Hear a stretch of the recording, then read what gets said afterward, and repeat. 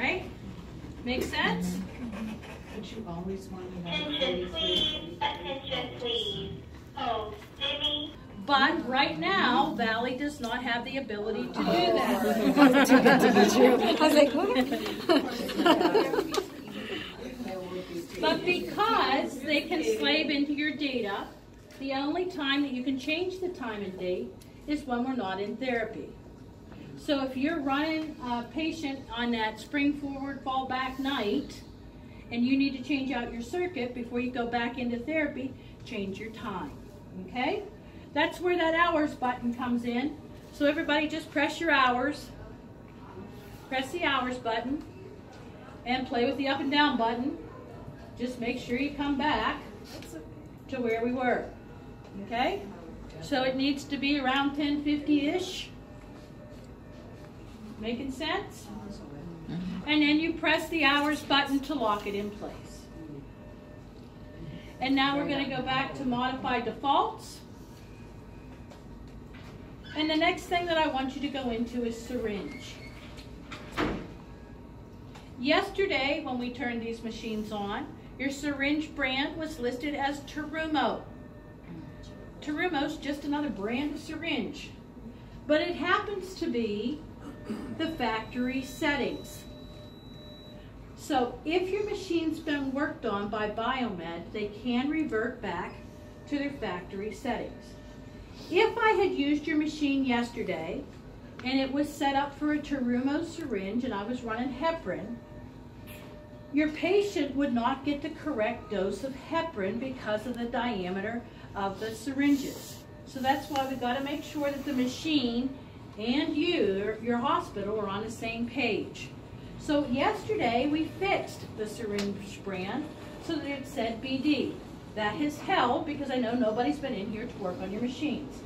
But so you can know how to change it, press syringe brand. And now you can use your up and down arrows. If the bottom one doesn't move, try the top one. And you just page through until you come back to BD. Okay, makes sense?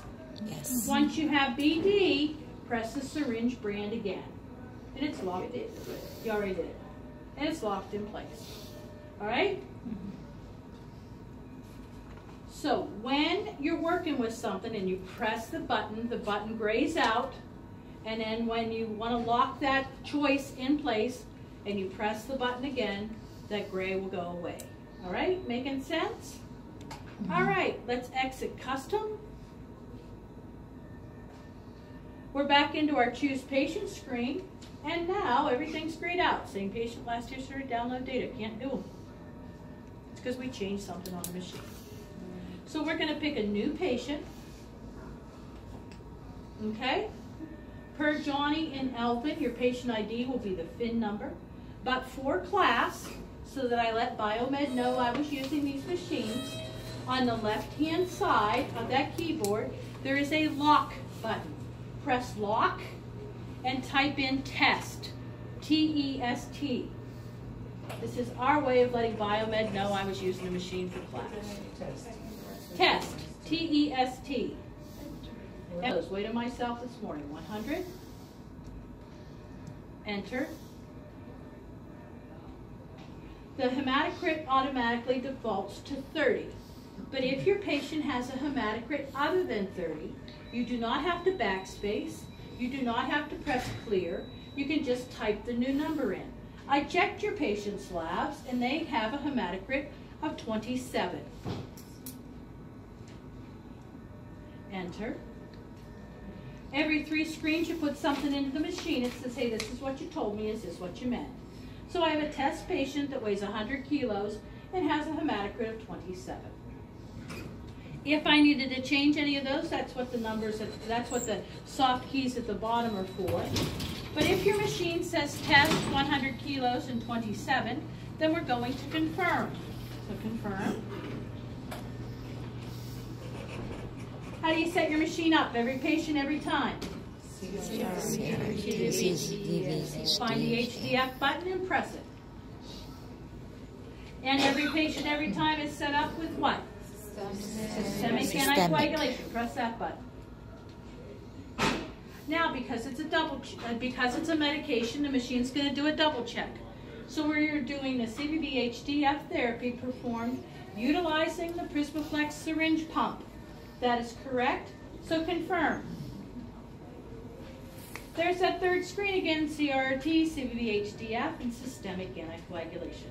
We can change any of them if we had to, but they look good to me, so let's press continue. Hey, now we're to the load set. Those circle things that you've been pressing, we call them bullets. So press your top bullet for me. Your picture changed. Press the next bullet. Coming down.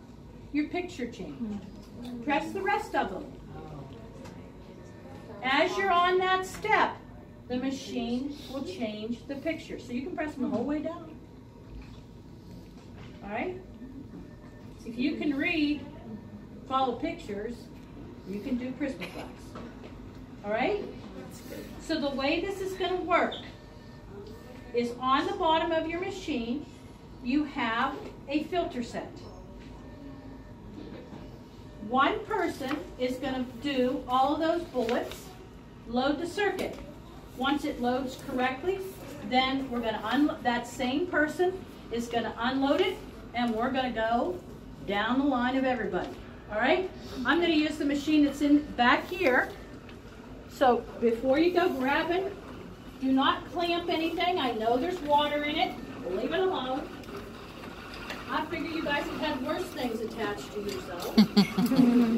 It is only saline. All right? When we go back in the room, I'll pull the one, and then you're going to do it. So pinch it and reach behind and pull it out. It's going to be real stiff because these are brand new machines. I want to get these two holes on these clips. All right? Pulling it out gives me more room to do that. So I'm just going to reach behind if I need to and finagle it around until those two holes go on those clips. Let me know when you're ready for me to move on. There's that picture again. Here's my pressure pod. The picture shows I've got one on the top and two on the bottom. So I'm going to come in at 10 and 4 and click to 12 and 6. One on the top, two on the bottom.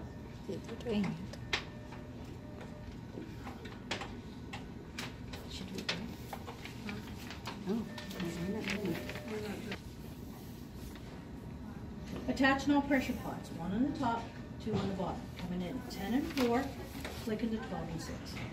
Next one, snap the discharge ring into its guide, press the effluent line into the blood leak detector.